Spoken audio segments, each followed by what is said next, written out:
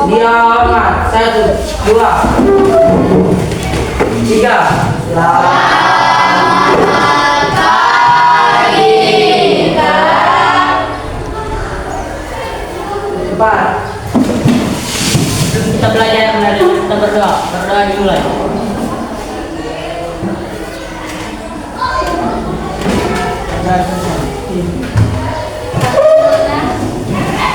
Ahmad Saiful,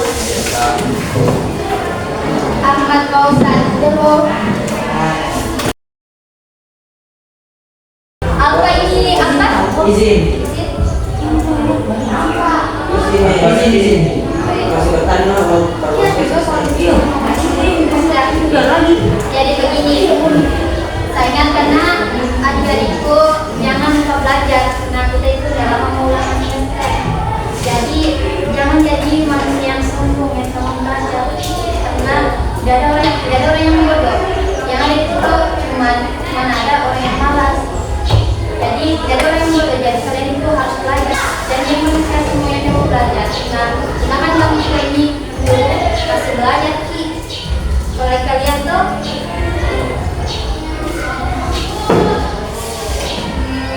selanjutnya saja. Jadi kita hari ini membahas mengenai tantangan pemenuhan hak dan kewajiban warga negara. Kalau ada yang masih nyambung dulu, stand up. Hak dan kewajiban warga negara dalam Undang-Undang Dasar Negara Republik Indonesia tahun 2009. Oke, jadi materinya kita kembali itu hak dan kewajiban warga negara dalam Undang-Undang Dasar Negara Republik Indonesia. Nah, kalau bertanya kenapa hak dan kewajiban kita itu diatur dalam undang-undang? Karena jika kita tidak menjalankan kewajiban kita atau hak kita dilanggar oleh seseorang, maka akan dikenakan sanksi. Oke, betul. Nah, jadi kenapa hak dan kewajiban kita itu diatur dalam undang-undang? Apabila kita tidak menjalankan kewajiban kita sebagai warga negara, maka kita akan dikenakan sebuah sanksi. Begitupun ketika hak kita dilanggar oleh seseorang, maka mereka akan dikenakan sebuah sanksi. Nah, sebelum kita memulai materi kita hari ini tentang tantangan pemenuhan hak dan kewajiban warga negara, jadi saya akan memberitahu kalian tujuan dan manfaat kita mempelajari tantangan pemenuhan hak dan kewajiban warga negara. Nah, tujuannya pasti pertama itu untuk meningkatkan pemahaman kalian tentang tantangan pemenuhan hak dan kewajiban warga negara. Nah, manfaatnya, ketika kalian mengetahui apa saja yang menjadi tantangan dalam pemenuhan hak dan kewajiban, maka kalian akan dapat meminimalisir terjadinya pelanggaran hak dan kewajiban. Nah, kita lanjut saja. Jadi sebuah materi hari ini terdiri dari 4 poin. Yang pertama itu permasalahan pemenuhan hak dan kewajiban di Indonesia. Ini materi pertama. Yang kedua, upaya menghormati hak dan kewajiban warga negara. Yang ketiga, penghargaan dan penghormatan terhadap hak asasi manusia di Indonesia. Yang terakhir, penegakan hukum sebagai upaya pemenuhan hak dan kewajiban warga negara Indonesia. Dalam saja. Jadi di poin 1 itu permasalahan pemenuhan hak dan kewajiban warga negara. Nah, ternyata dalam menjalankan hak dan kewajiban kita sebagai warga negara itu mempunyai tantangan. Jadi tidak segampang itu ada sempurna itu dalam menjalankan hak dan kewajiban kita. Pasti selalu ada saja tantangan dalam memenuhi hak dan kewajiban kita. Nah, di sini ada 4 contoh tantangan pemenuhan hak dan kewajiban. Yang pertama itu terganggunya kenyamanan dan perlindungan berkaitan dengan hak kebebasan berekspresi di dunia maya atau media sosial pada era digital. Apa itu kebebasan berekspresi? Ada yang tahu? Itu kita mempunyai hak untuk mengeluarkan pendapat kita, perasaan melalui berbagai cara seperti lisan,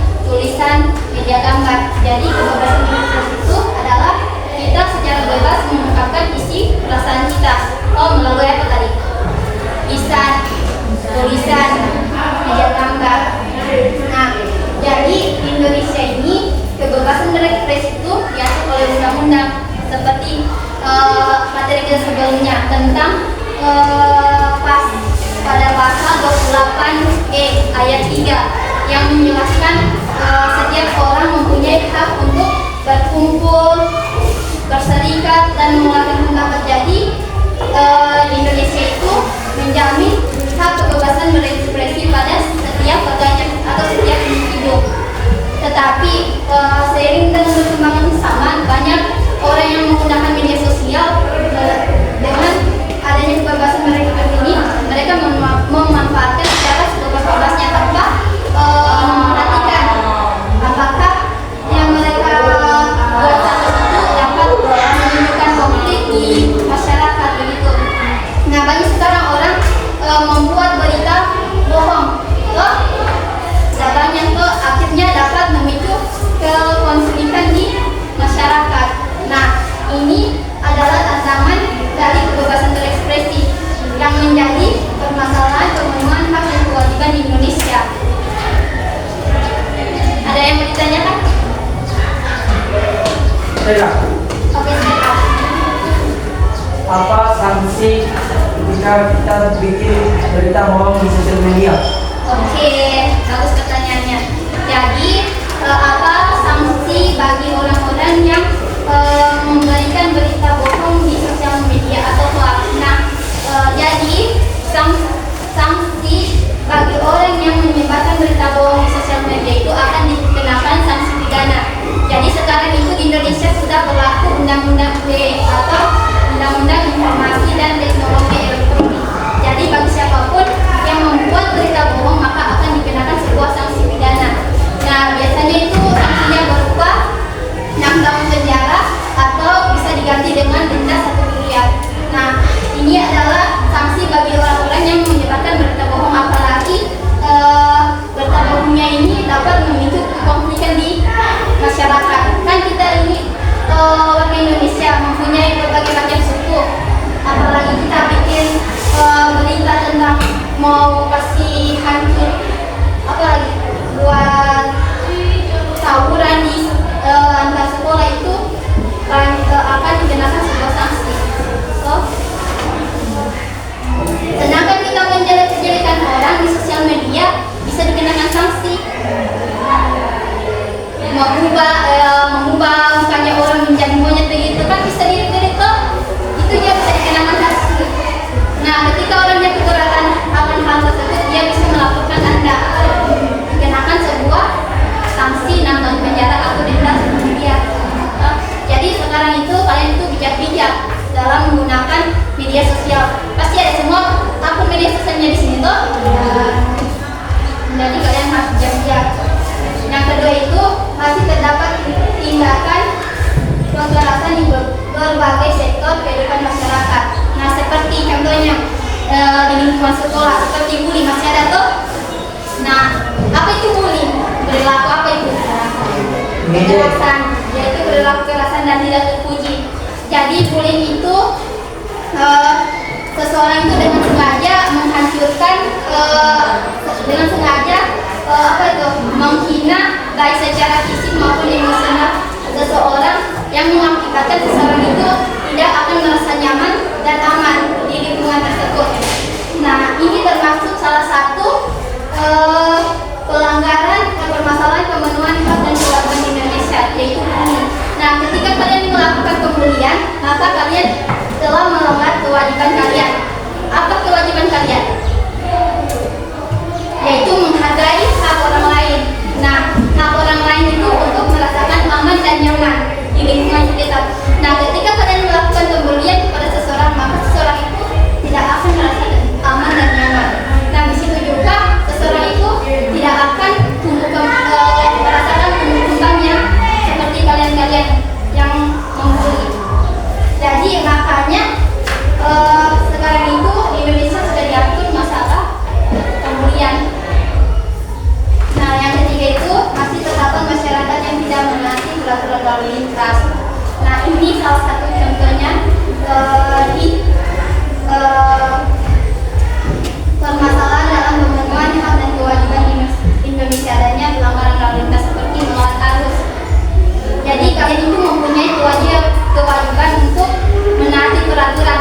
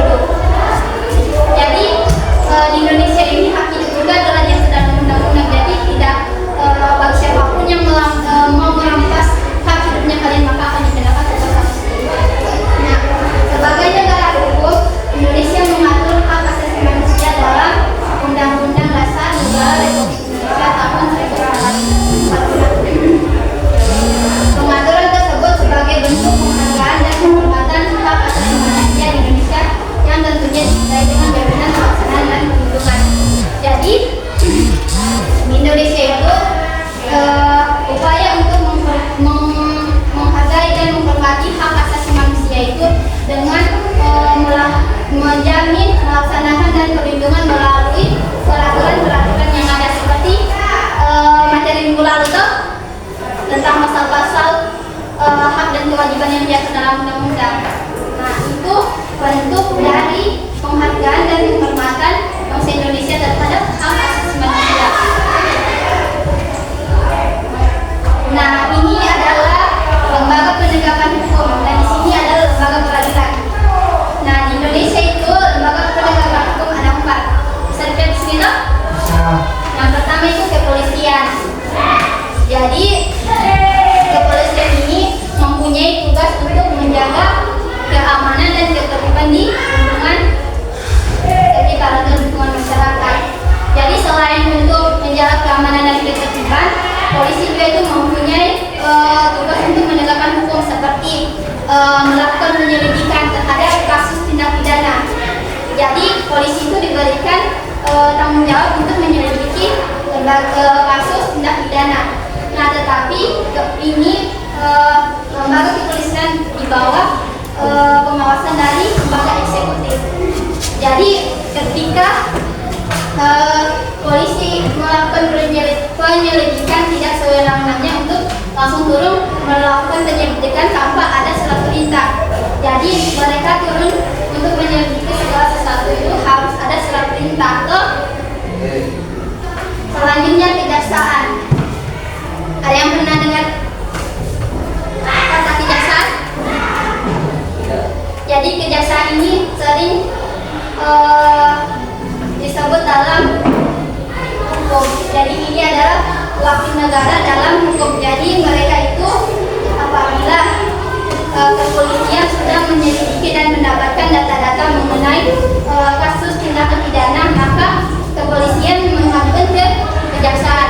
Nah, kejaksaan ini memeriksa hasil penyelidikan tersebut apakah sudah lengkap atau belum. Nah, ketika sudah lengkap, maka kejaksaan akan membawa kasus tersebut ke pengadilan.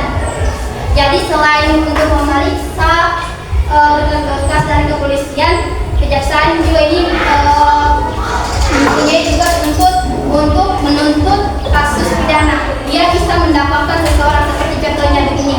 Nah, ketika IFA melakukan pelanggaran atau kasus tindakan pidana seperti pembunuhan, jadi dia akan mendapatkan IFA di pengadilan dengan menyebutkan seperti begini contohnya. Saya sebagai jaksa penuntut umum menuntut saudari IFA telah melanggar pasal begini dengan melakukan tindak pidana pembunuhan. Jadi itu tugas jaksa untuk melakukan pendakwaan. Makanya kalau mau selalu kasihan saja begini, makanya masuk di PPKN. Jadi kalau di PPKN itu tiap dari semester 1 sampai semester 4 yang kita pelajari itu tentang hukum, politik, sosial. Jadi PPKN itu tidak hanya mempelajari materi mengenai Pancasila saja. Kalian salah. Di PPKN itu mempelajari berbagai linear untuk mata kuliah seperti hukum, sosial, ekonomi, politik, budaya, undang-undang. Nah, itu undang-undang makanan sehari-harinya dan PPKN. Menghafal undang-undang. Jadi bagus di PPKN tersebut. Kalau mau pas nanti tuh di PPKN saja. Yang selanjutnya itu hakim. Jadi hakim itu mempunyai tugas untuk memeriksa, menanyakan, dan menentukan sebuah kasus. Nah, ketika kasus itu kejaksaan sudah mengirimkan sebuah kasus ke pengadilan, maka hakimlah yang akan menyelidiki apakah kasus tersebut benar adanya atau tidak. Jadi makanya sebelum hakim belum menentukan seseorang bersalah atau tidak, maka dia belum ditentukan, belum bisa disebut belum bisa disebut pencuri begitu loh, kalau belum hakimnya menentukan. Jadi keputusan hakim itu sesuai dengan 3 kali ketukan. Jadi kalau sudah 3 kali ketukan, maka kalian akan diberi sebutan sebagai pencuri begitu. Jadi eh, hakim ini adalah yang menentukan seseorang dia bersalah atau tidak. Jadi hakim ini identik sebagai wakilnya Tuhan di muka bumi. Dia yang menentukan seseorang bersalah atau tidak. Jadi ini hakim ini bukan tugas yang sembarang. Jadi harus orang yang memang mempunyai jiwa-jiwa yang murni, karena di sini dia akan menentukan seseorang bersalah atau tidak. Makanya hakim itu identik sebagai wakil Tuhan di muka bumi. Advokat, bukan advokat, nah advokat. Apa itu advokat? Nah, yang tahu advokat ini mungkin bahasa lainnya dari pengacara. Kalau pengacara kalian tahu toh? Tahu. Nah, ini bahasa lain dari pengacara, advokat namanya. Jadi advokat atau pengacara ini adalah memberikan bantuan bagi orang yang membutuhkan bantuan hukum. Jadi tugasnya dia itu untuk membela yang bersalah atau yang tidak bersalah. Jadi ini advokat atau pengacara biar orang salah tetap dibela. Kenapa? Karena sudah ini biasa, Pak. Makanya dalam dosen itu jangan jadi pengacara, karena pengacara itu banyak yang itulah. Yang lain lagi di lembaga peradilan. Kalau di Indonesia itu ada 4 lembaga peradilan. Lembaga peradilan pertama itu peradilan umum. Jadi peradilan umum ini menangani berbagai kasus tindakan pidana dan perdata. Seperti apa kasus pidana? Apa? Ya, kekerasan seperti pembunuhan, pelecehan, apalagi penyebaran narkotika. Nah, itu termasuk kasus tindakan pidana. Jadi kalau perbedaan kasus pidana sama perdata itu hukumannya lebih berat pidana, karena itu telah melanggar berbagai hak-hak asasi manusia atau pernah melampaui batas. Kalau perdata itu seperti contohnya kasusnya masalah jual beli, perjanjian, warisan. Nah, seperti contohnya kasus perdata masalah jual utang mengutang. Nah, contohnya Iva mengutang sama Aira. Nah, ambil dulu video.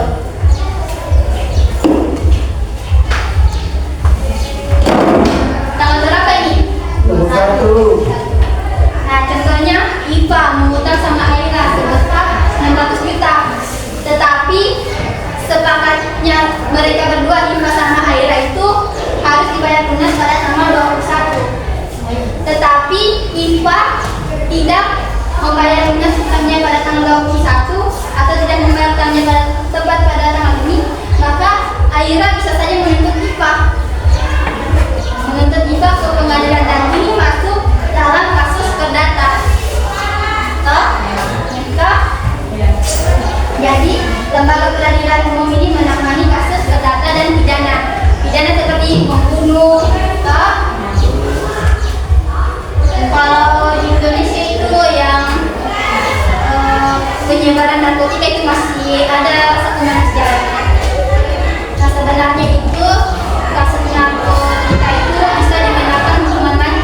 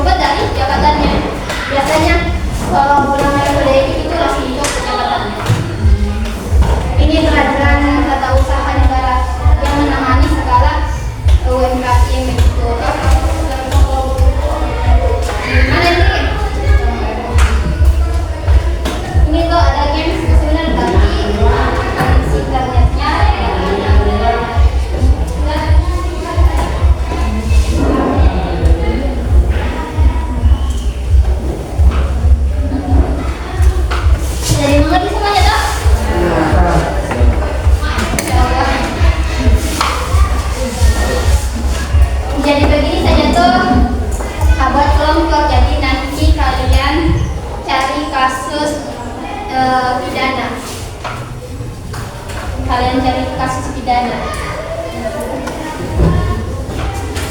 Apa itu kasus pidana seperti apa pelajaran ini? Nanti ini satu kelompok 1, kelompok 2. Jadi kalian cari kasus tindakan pidana. Jadi mungkin materi kita hari ini cukup sampai di sini. Nah, kalian sudah mengetahui apa saja permasalahan dan pemenuhan hak dan kewajiban kita sebagai warga negara dan di mana tempat diadili kasus-kasus tindakan pidana. Jadi mungkin apabila kalian merasa hak kalian dilanggar oleh seseorang atau kalian dibully oleh teman kalian, maka kalian bisa mengajukan tuntutan. Jadi sudah tahu tuh tempatnya menuntut kemana, kasus apa toh. Jadi saya ingatkan kembali toh, belajar dengan giat karena dalam lagi pengulangan toh.